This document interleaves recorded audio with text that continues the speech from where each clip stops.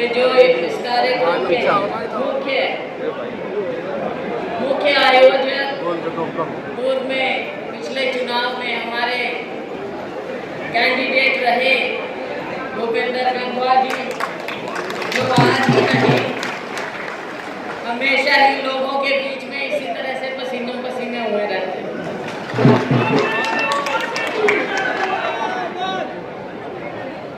भाई डॉक्टर अजय चौधरी जी, लाल बहादुर जी खोवान, उदयवीर पूनिया जी,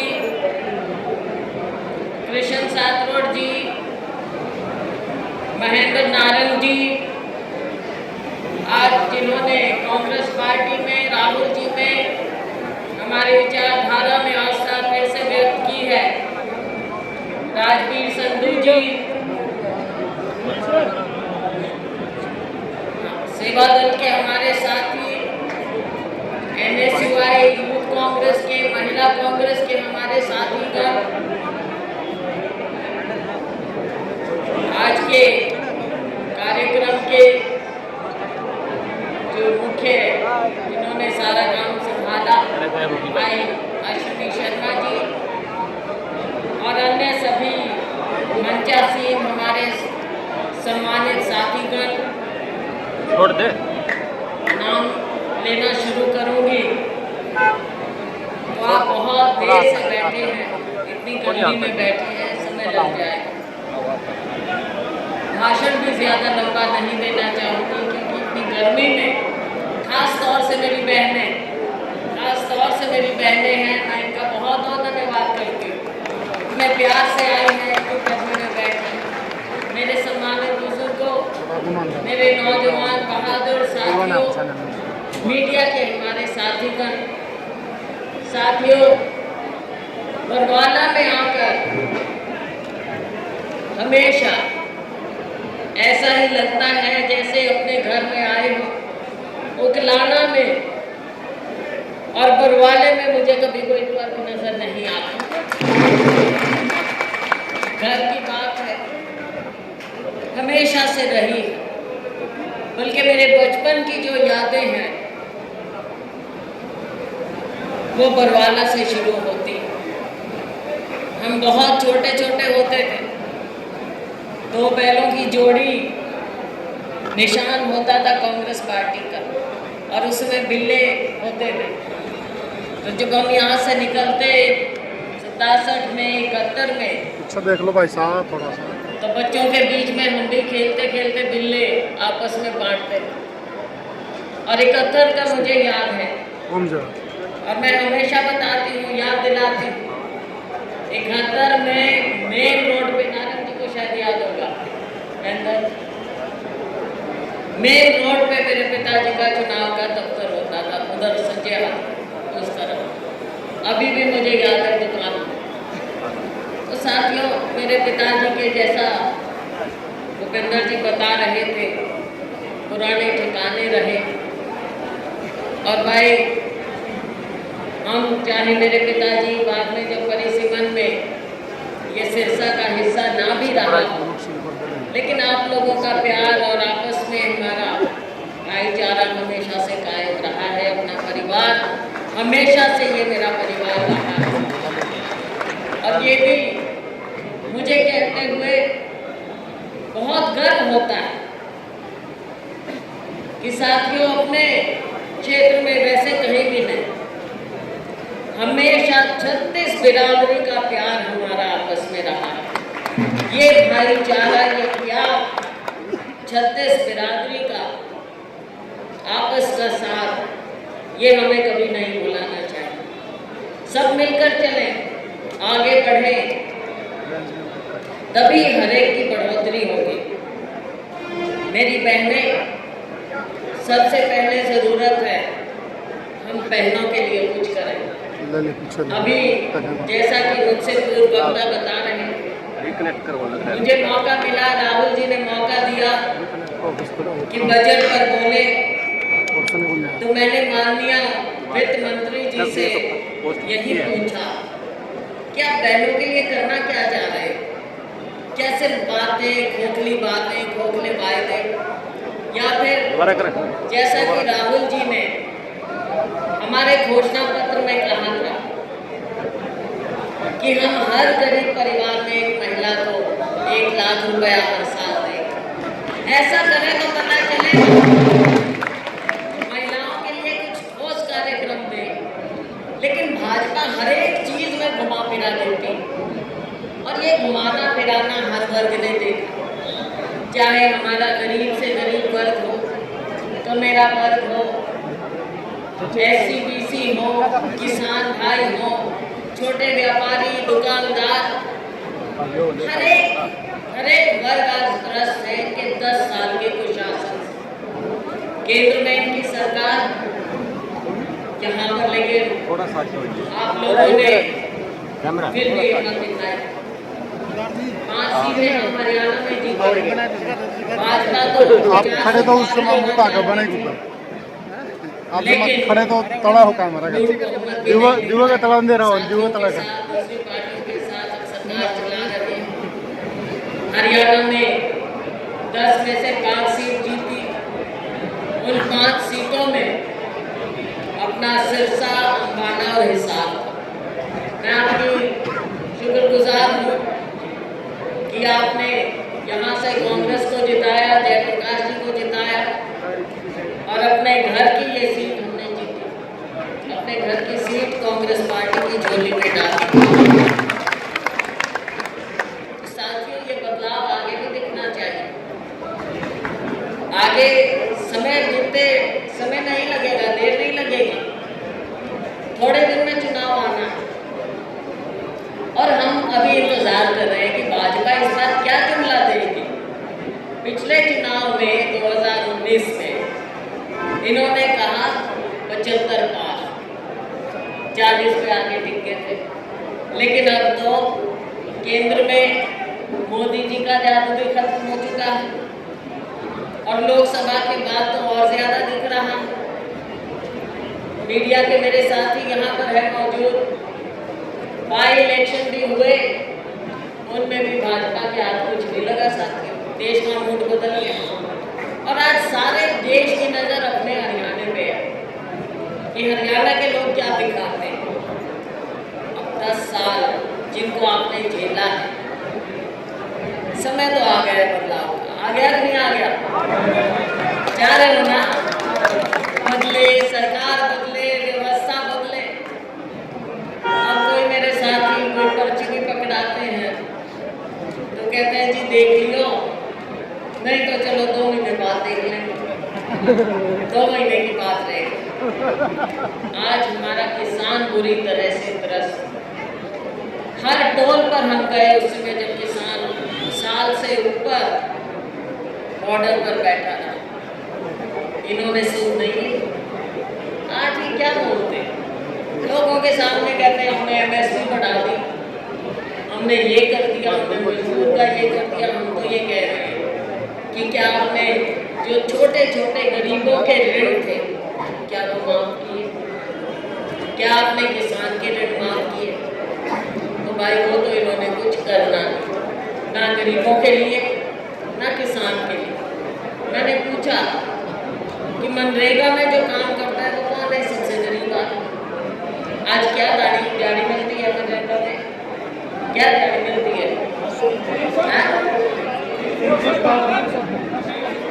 हमने कहा है कि पूरे देश में आप सभी श्रमिकों को कम से कम 400 रुपया देंगे, कम से कम 400 रुपया। लेकिन मुझे नहीं लगता है मानेंगे, उसका भी इंतजार करो, वो भी हम करेंगे। हमारा तो वायदा है। किसान की जहाँ तक बात, MSP की बात, सबसे बड़ा मुद्दा किसान का है कि न्यूनतम समर्थन मूल्य को कानूनी दर्जा मिलना चाहिए। ये हमने वायदा किया, और साथियों हमारा आपसे ये पक्का वायदा है कि कांग्रेस पार्टी ही आपके न्यूनतम समर्थन मूल्य MSP को कानूनी दर्जा देगी। ये कांग्रेस पार्टी का वायदा है साथियों। GST, अनेकों बातें, बहुत सी बातें तो देखो आज के दिन राज्य से जुड़े हुए बहुत मुद्दे होते हैं,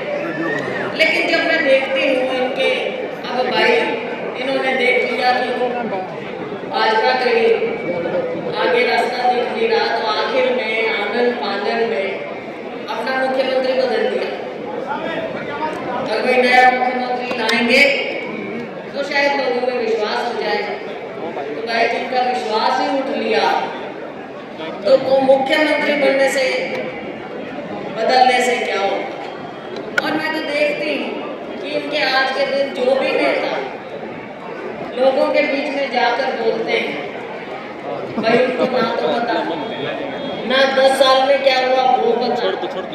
कहीं कुछ कह देंगे, कहीं कांग्रेस के टाइम के काम किए हुए वो भी गिनवा देंगे, भाई हमने किए। तो भाई अपने हाथ में इनके कुछ ना था ना है, और आगे तो आप लोग जान कर लोगे, आगे इनको नहीं कुछ मिलना। और जो ये जात पात की राजनीति की है ना इन्होंने, साथियों बोला जाता पुराना हो ये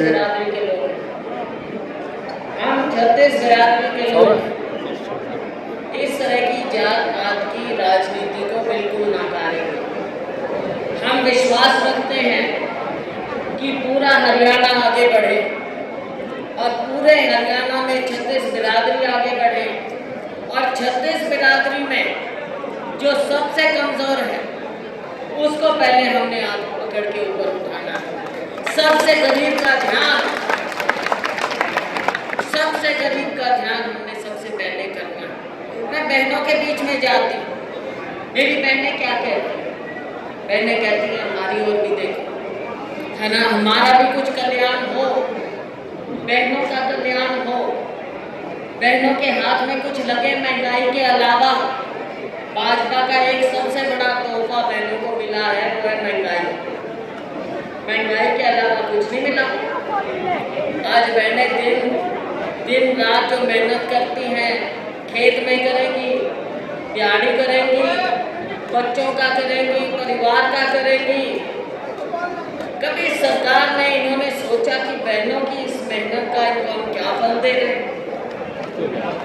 आज के दिन कहते हैं बेटियों के लिए बच्चों को पढ़ाओ लिखाओ आगे बढ़ाओ, लेकिन जब महिलाओं में मैं जाती हूँ मुझे एक नई बात बहुत अच्छी लगती है। बहनें कहती हैं, पहले कहा करते थे अगर ये छोरे नहीं हुए फिर इनको नौकरी दे। आज के दिन बहनें कहती हैं कि लड़कों को और लड़कियों को दोनों को नौकरी मिलनी चाहिए, पढ़ लिख के आगे आती है भाई, और तभी हम आगे बढ़ेंगे। घर में पढ़ी लिखी बेटी होगी, बहुएं होंगी, सारे मिल बांट के समाज को आगे बढ़ाएंगे। तो हमने इन चीज़ों का ध्यान रखना, बहनों के लिए, बेटियों के लिए, और हमारा बेरोजगार युवा। आज के दिन हरियाणा पूरे देश में अव्वल नंबर पर है बेरोजगारी में। ये मेरे युवा साथी, मेरे नौजवान, हमारा भविष्य, कल को हरियाणा इनके हाथों में होगा, लेकिन आज दर दर भटक रहे हैं। ना सरकारी नौकरी और ना निजी क्षेत्र में नौकरी। कितना बैकलॉग SCBC का पड़ा है, उसको नहीं भर्ती किया जाता।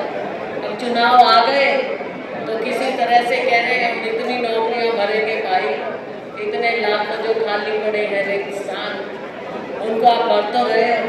लेकिन आज भी मैं देख रही थी अखबार में सुबह आते हुए कि पता नहीं 1000 से ऊपर 1200 कितने फिर कोर्ट में कोई चला गया। ये रोज की कहानी है। पहली बात नौकरियां निकाल दी, दूसरी बात अगर इश्तेहार आ भी गए तो उसकी तारीख नहीं आनी इम्तिहान, तीसरी बात इम्तिहान अगर कर भी दिए तो 200-200 किलोमीटर दूर। और फिर भाई सबसे बड़ा भाजपा के टाइम में केंद्र स्तर से लेके अपने राज्य में हर बच्चे से पूछ लो पेपर लीक, कौन से पेपर है जो लीक ना हुए? पेपर लीक हो जाए फिर भाई अगर फिर 5 महीना कैसे हो जाओ तो इंटरव्यू का सिस्टम सारा कर दो।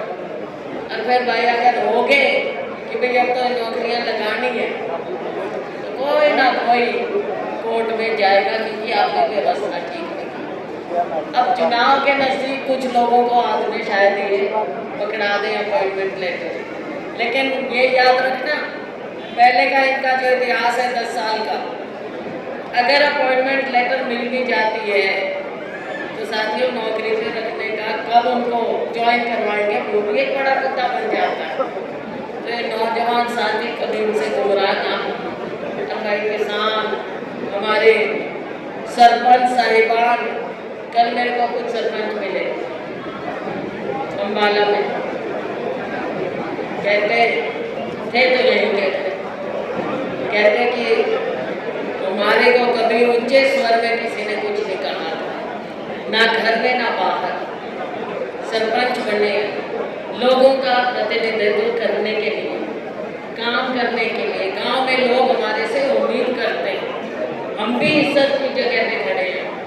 ये सरपंचों का हाल था। सरपंच कहते जी पहली बार ऐसा देखा है कि सरकार ने, हम जब अपनी मांग रखने गए तो हमारे जैसे इज्जतदार लोगों पर भी सरकार ने लाठियां बरसाई, लाठियां सरपंचों। ऐसी बातें हुई है इस सरकार में। वही लाठी तो किसने नहीं बरसाई। आज कर्मचारी दुखी, किसान दुखी, तो मेरा सब दुखी। तो भाई आपका खड़े हैं मंडी में, आरटीओ का भी जो हाल कर दिया है, व्यापारियों का जो बुरा हाल कर दिया, ये तो चाहते हैं कि ये आरटीओ वाली व्यवस्थाएं खत्म हो जाए और बड़े बड़े अडानी अंबानी जैसे आ जाए और सीधे भाई को आके आप लोगों से अपना मुनाफा कमाएं। अब बातें तो बहुत हैं, कितनी बातें करो, हर एक की दुखती रखें। तो साथियों आरटी भी खत्म, किसान खत्म और मजदूर, ये मंडी में हमारा मजदूर है, पल्लेदार है, आज उनकी भी बदहाली। पीछे याद है हम गड्ढू मंडी में गए, कहते जी ये देख लो साईं लोग ना हमारे को काम, आप बताओ हम हजारों मजदूर कहाँ जाए गरीब, अपने बच्चों का पेट कैसे पालें, कैसे परवरिश करें। तो ऐसी बदहाली में साथियों, मेरी बहनों, मेरे भाइयों, मेरे बुजुर्गों, आप सबको सोचना पड़ेगा कि कोई भी व्यवस्था आज के दिन इस सरकार ने कायम नहीं रखी। 70 साल बोलते थे मोदी जी, खट्टर जी, आज सैनी साहब नए बने मुख्यमंत्री, उनको तो बेचारे को मेरे को नहीं लगता कुछ पता नहीं होगा इतनी जल्दी जाके भी और क्या है।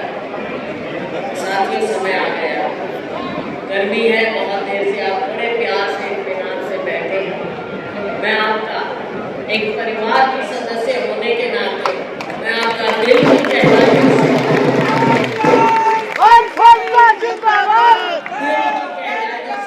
भाई भूपेंद्र जिंदाबाद। आपने हाल ही में मुझे भी सिरसा से रिकॉर्ड मतों से जिताकर भेजा और मैं जानती हूँ आप में से कितने लोग, मेरी बहनें भी, मेरे बुजुर्ग, मेरे भाई, मेरे चुनाव में जहाँ जिसकी पहचान, जहाँ जिसकी रिश्तेदारी, आप में से एक ने, बेशक किसी ने फोन से, बेशक किसी ने मन से, आप में से एक ने अपने दिल से मेरे जीतने के लिए मेहनत भी की और दुआ भी की। मैं आपका हाथ जोड़कर दिल से धन्यवाद करना चाहता हूँ। सबने जो मेहनत की और आज के लिए भी साथियों